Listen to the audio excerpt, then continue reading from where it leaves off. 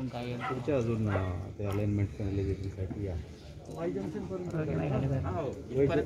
Wai junction पर्यंत जाऊन आता काम पूर्ण 12 किलोमीटर आहे, 12.3 किलोमीटर आहे ते वाई जंक्शनचा तो एक तो पिलरचा एक स्पॅनचा IIT ला आपण सांगितलेलं आहे ते आणि त्या मोठ्या गाड्या थोडासा वेळ घेत आहे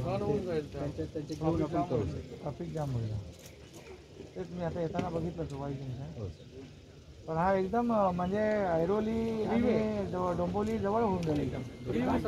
10 मिनिटात ऐरोलीपासून कटई नाका. हा ना, 6 लेनचा रोड आहे, पण एलिव्हेटेड. इकडे काय केलं आपण, तिथे सगळं जाम नाही ना होणार? नाही सर, तिथे पण फ्लायओव्हर आहे.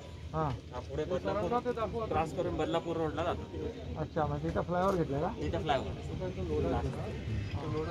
हे सर ते 2 लोडाचे प्रोजेक्ट तेच आहे.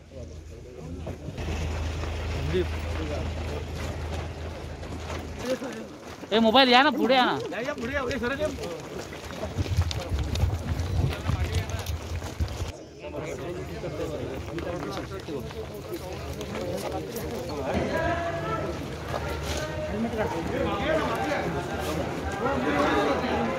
या ना साहेब, मागे या ना तुम्ही.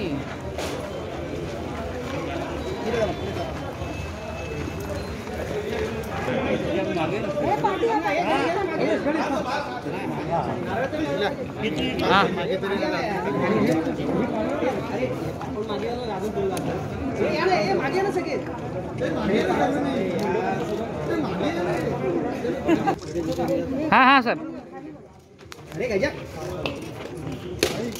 समोर समोर.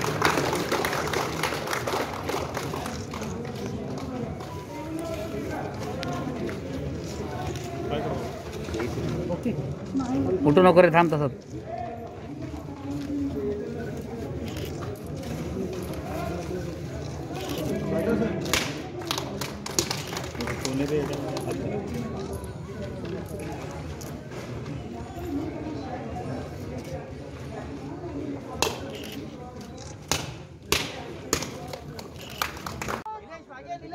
ए मागे ना, ए मोबाईल, ओ मोबाईल.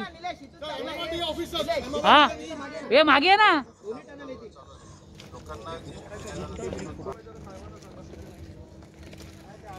ओ सर सर सर सर जरा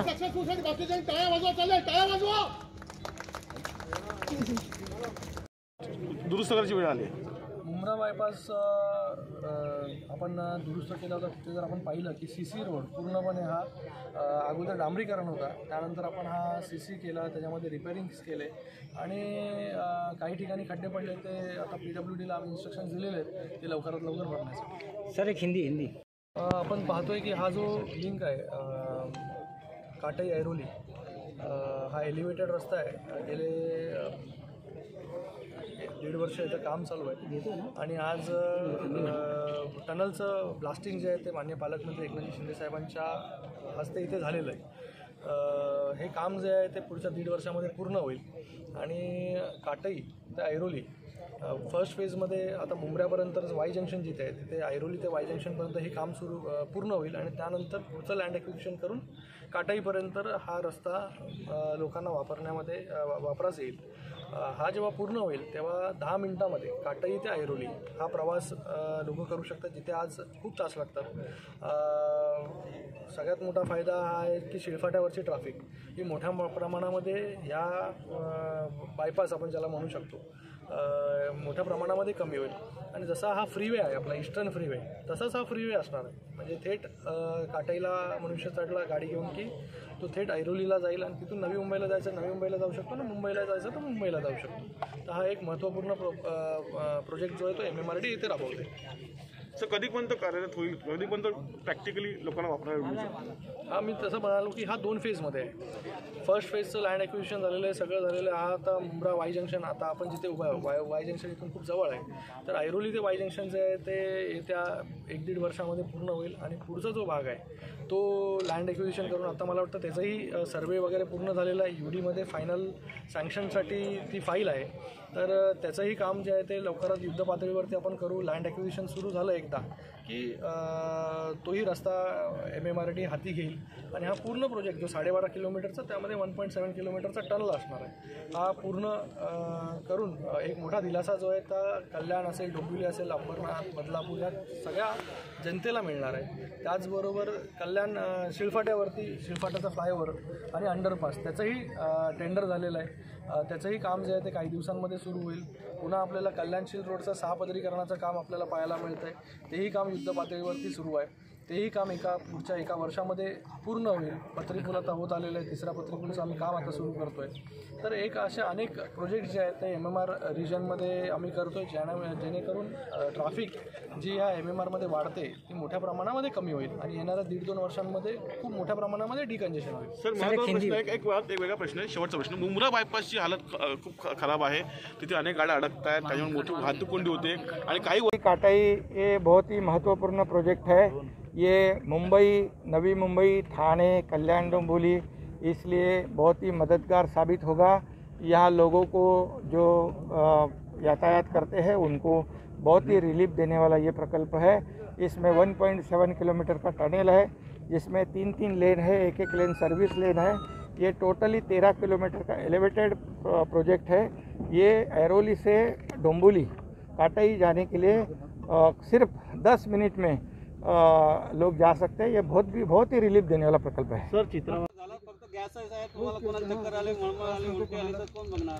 सर एकच प्लास्टिक अजून भरपूर आहे. झालं एकच इतने आता गॅस शूटिंग व्यवस्थित नाही झाला आता येऊ दे साहेब. चला आता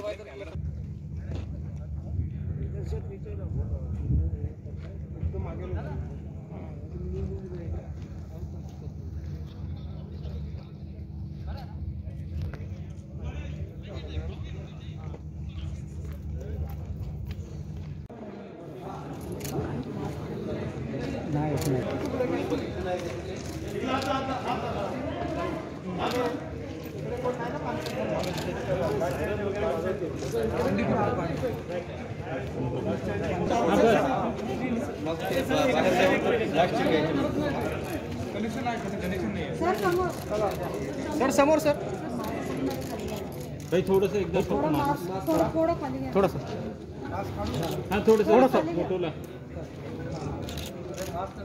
खासदार साहेब थोडं पुढे या ना.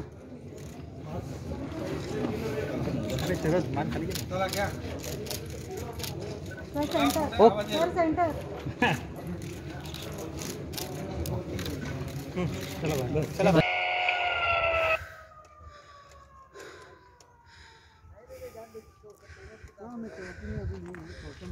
क्लिअर असेल तर सेकंड पण देऊन टाका. ठीक आहे. सेकंड सर हो दादा कोण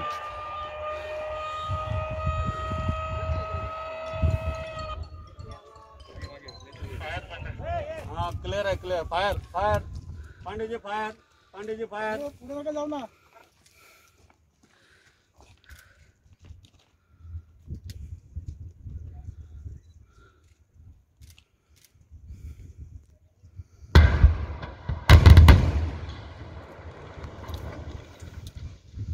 हा क्लिअरन्स आहे तो. एक महत्त्वाचा पार्ट आहे. 1.7 किलोमीटरचा हा टनेल आहे. 3 लेन जाण्यासाठी, 3 लेन येण्यासाठी आणि एक सर्व्हिस लेन ठेवलेली आहे. काय करतोय तुम्ही मागे या सुरक्षेच्या दृष्टीने ज्या काही यंत्रणा आहेत, अग्निशमन यंत्रणा असेल, CC कॅमेरा असतील, त्याचबरोबर एक्झॉस्ट फॅन जे टनलचा प्रोजेक्ट केलेला आहे शुभारंभ केलेला आहे, काय सांगाल? हा बोगदा कशा प्रकारे आहे आणि कुठल्या शहरांना याचा फायदा होणार? ऐरोली काटाई म्हणजे ठाणे बेलापूर एलिव्हेटेड जो प्रकल्प आहे हा MMRDA राबवते आहे आणि यामुळे मुंबई, नवी मुंबई, ठाणे आणि कल्याण डोंबिवली या सर्वांना त्याचा लाभ होणार आहे. ऐरोली ते काटाईपर्यंत अंतर जे आहे जिथे 2 तास 3 तास वाहतूक कोंडी होते तेव्हा लागत होते, आता 10 मिनिटामध्ये हे अंतर पार केलं जाणार आहे. आणि ठाणे बेलापूर एलिव्हेटेड रस्त्याचा जे महत्त्वाचा हा जो पार्ट आहे टनेल 1.7 किलोमीटरचा टनेल आहे आणि एक अतिशय अद्ययावत असं तंत्रज्ञान वापरून आमची ठाण्याचीच एक कंपनी आहे कुठला SMC कंपनी आणि ते सगळं MMRDA हा प्रकल्प राबवते आहे आणि अद्ययावत यंत्रणा या ठिकाणी वापरली जाते. आताच आपण पाहिलं एक ब्लास्ट इथे झाला आहे. आता ह्या टनेलप्रमाणे त्याही टनेलचं काम सुरू होईल आणि 3 लेन जाण्यासाठी 3 लेन येण्यासाठी एक लेन सर्व्हिस लेन म्हणून ठेवलेली आहे. त्यामुळे MMR क्षेत्रातला हा देखील एक महत्त्वाचा प्रकल्प वाहतूक कोंडीतून लोकांना रिलीफ देण्यासाठी ठरणार आहे. सर, या प्रकल्पाबरोबर ठाण्यात देखील बुलेट ट्रेनचा विरोध आहे, काल शिवसेने दर्शवलेला. खरं म्हणजे आजच्या कोविडच्या परिस्थितीमध्ये आणि जी काही राज्यात नाही देशात जगभरात जी काही मंदीची लाट उसळलेली आहे हे लक्षात घेऊन बांधकाम क्षेत्र जे आहे या क्षेत्राला देखील काही प्रमाणामध्ये दिलासा देण्याची आवश्यकता सगळ्यात जी काही पारेख कमिटी आहे शासनाने अपॉइंट केली होती त्यांनी त्यांचा अहवाल दिलेला आहे. कृषी क्षेत्रामध्ये जेवढे लोक काम करतात जेवढ्या लोकांना रोजगार मिळतो त्याच्या खालोखाल या बांधकाम क्षेत्रातल्या या क्षेत्रामध्ये देखील लाखो नोकऱ्या मिळत असतात. त्याचबरोबर सर्वसामान्य लोकांना परवडणारी घरं कशी मिळतील या दृष्टीने देखील सरकारचा प्रयत्न आहे आणि हा जो काही हे विषय आहे त्या याच्यामध्ये जे व्यावसायिक सर्वसामान्य माणसाला स्टॅम्प ड्युटी फ्री घरं देतील ज्यांची स्टॅम्प ड्युटी स्वतः विकासक भरतील अशा लोकांना त्याचा फायदा मिळू शकतो. आणि आताच्या मंदीच्या काळामध्ये मुंबई महापालिका, ठाणे महापालिका, पुणे महापालिका किंबहुना इतरही महापालिकांना जे अपेक्षित उत्पन्न होतं त्याच्यापेक्षा 20% देखील उत्पन्न जमा झालेलं नाही. त्यामुळे सारासार सर्वकष विचार घेऊन महापालिकांना विश्वासात घेऊन राज्य सरकार हा निर्णय विचाराधीन आहे. सर, SCBC आणि कसं बघतात याकडे मेट्रोची लढाई आणि बुलेट ट्रेनची मुंबईची लढाई पुन्हा ठाणे कुठल्याही प्रकल्पाला शिवसेनेचा आणि राज्य सरकारचा विरोध नाही. जे कांजूरमार्गचं कारशेडचं प्रकरण जे न्यायप्रविष्ट आहे कोर्टाने स्थगिती दिल्यामुळे त्याला दुसऱ्या कारशेडची तपासणी आणि सगळ्या गोष्टी ज्या आहेत त्याचं काम MMRDA करते. ठाण्यामध्ये देखील कुठल्याही प्रकारचा प्रकल्पाला विरोध नाही. फक्त एवढंच आहे की स्थानिक शेतकऱ्यांना भूमिपुत्रांना विश्वासात घेऊन काम करण्याची आवश्यकता आहे आणि ज्या ठिकाणी स्थानिक भूमिपुत्रांचा पाठिंबा ज्या प्रकल्पाला आहे त्या प्रकल्पाला कुठल्याही प्रकारचा विरोध नाही. सर, बांधकाम व्यवसाय यामध्ये पूर्णपणे ज्या लोकांनी मराठा आरक्षण देण्यासाठी मेहनत घेतली होती तेच सगळे विधितज्ञ या केसमध्ये काम करत आहेत. मागच्या सरकारने म्हणजे त्या सरकारमध्ये आम्ही देखील होतो मराठा समाजाला आरक्षण देण्याचा ऐतिहासिक निर्णय घेतला. हायकोर्टाने तो देखील व्हॅलिड ठरवला, वैध ठरवला, त्याला मान्यता दिली आणि दुर्दैवाने सुप्रीम कोर्टामध्ये त्याला अंतरिम स्थगिती दिलेली आहे. अनपेक्षितपणे ही दुर्दैवी घटना आहे असं मी म्हणेन, कारण तामिळनाडूचं असं सारखंच प्रकरण होतं. EWSचं 10%चं केंद्र सरकारने घेतलेला निर्णय तो देखील कॉन्स्टिट्यूशन बेंचकडे पाठवताना त्याला इंटरिम स्टे दिला नाही, परंतु दुर्दैवाने महाराष्ट्रातल्या मराठा आरक्षणाला स्टे दिलेला आहे. त्यामुळे ही न्यायालयीन लढाई सुरू आहे. ज्येष्ठ विधितज्ञ यामध्ये काम करत आहेत आणि तोपर्यंत काही प्रमाणामध्ये या मराठा समाजातल्या मुलांना, विद्यार्थ्यांना, तरुणांना शिक्षणामध्ये आणि नोकऱ्यांमध्ये काही प्रमाणामध्ये दिलासा देता येतो का हा त्याचाच एक भाग आहे. सर, या संदर्भात गांभीर्याने विचार करा. आता लोकांना विरोध करायला, टीका करायला काय जात नसतं. राज्य सरकार हे महाविकास आघाडीचं सरकार मुख्यमंत्री महोदयांच्या मार्गदर्शनाखाली गेल्या वर्षभरामध्ये काम करत आहे. सर्वसामान्य शेतकऱ्यांना सगळ्यात मोठा रिलीफ जो आहे या महाविकास आघाडी सरकारने दिला. 2 लाखापर्यंतची कर्जमाफी केली. त्यानंतर जे अतिवृष्टी चक्रीवादळ झालं त्यामध्ये 10,000 कोटीचं पॅकेज दिलं. त्याचबरोबर कोविडचं संकट असताना देखील या सर्वसामान्य लोकांना दिलासा देण्याचं काम, त्याचबरोबर अशा प्रकारचे मोठे प्रकल्प राबवण्याचं काम राज्य सरकार करत आहे. त्यामुळे सर्वसामान्य लोकांचं हे सरकार आहे आणि म्हणूनच मागे झालेल्या स्थानिक स्वराज्य संस्थांच्या निवडणुका ज्या झाल्या त्याच्यामध्ये महाविकास आघाडीला एकतर्फी विजय प्राप्त झालेला आहे.